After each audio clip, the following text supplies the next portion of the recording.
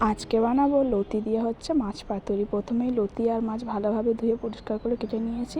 এরপর একে একে মশলা দিয়ে দেবো। হলুদ গুঁড়ো, লঙ্কা গুঁড়ো, সর্ষে বাটা, নুন, সর্ষের তেল সব কিছু দিয়ে ভালোভাবে হচ্ছে মাছের সাথে লতিটা মাখিয়ে নেব।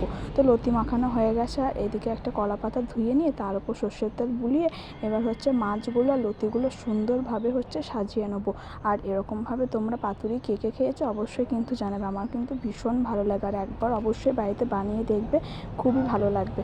তো মশলা মাখানো সব কিছু দেওয়ার পর এবার কড়াই দেখো চাপিয়ে দিয়েছি। এবার হচ্ছে কলা পাতাটা আস্তে আস্তে চাপিয়ে দিয়ে মিনিট 10 মতো হালকা আছে ঢাকা দিয়ে রেখে দেবো। দেখো এক পিঠ হয়ে গেছে। এবার আর একটা কলা পাতা তেল মাখিয়ে নিয়েছি, থালা চাপা দিয়ে উল্টে দিয়েছি। দেখো একটা পিঠ কি সুন্দর হালকা পোড়া পোড়া হয়ে গেছে। তো অপর পিঠটা ওরকমভাবেই ফ্রাই করে নেবো হচ্ছে 10 থেকে 15 মিনিট।